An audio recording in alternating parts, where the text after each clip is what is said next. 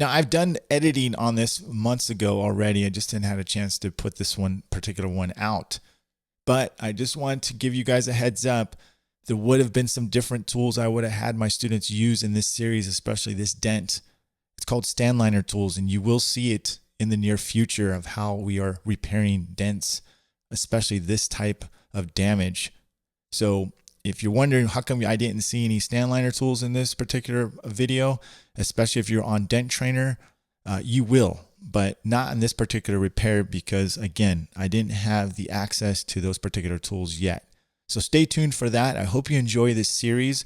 This is a little trailer about how I was training a student and a couple students along the way, especially with this nasty dent.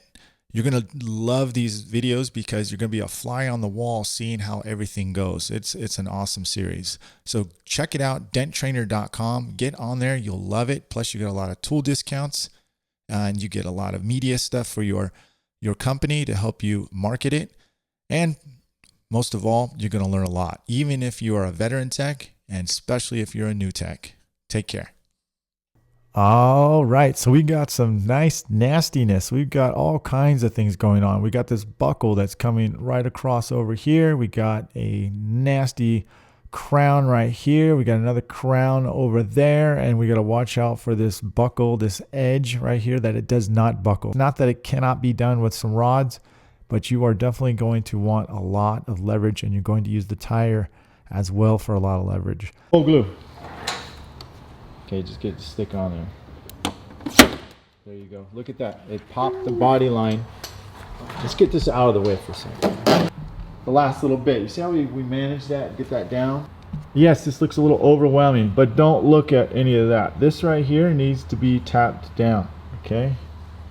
This pinches with a soft tip. The reason why I was not having him use the midpoint is because he could stab little lows in there, and that is going to be a nightmare. That adds so much time to the end of your repair. That's called cleanup, unnecessary cleanup. So he's using the R4. It's more forgiving.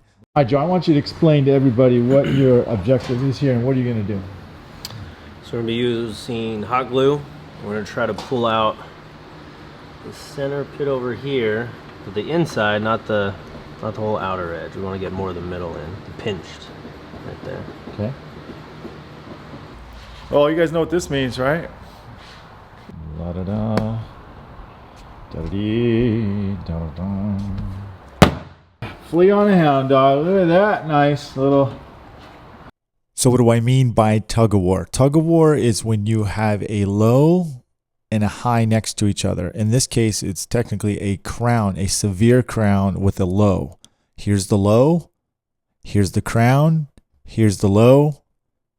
And what it's doing is it's playing tug of war with each other. So you can see Joe is actually getting to move, okay? He's actually letting that do some of the dirty work for him so he can reduce your what?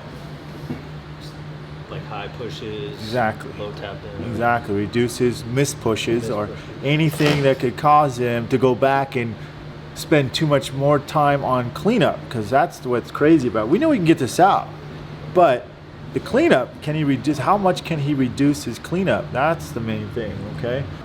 Now this is his last week here. He's working on some aluminum, nothing too crazy, but he's getting prepped up for working on aluminum. Yeah. Put in your dues. That's right. You think a doctor's going to charge you, oh, you have a headache, he's going to charge you $10? Hell no. He's going to charge you the full $115 to come in, walk in his office and agree that you do need some anvil. Dang. Oh my. Hey, you can pick your friends, but you can't pick your dents, okay? So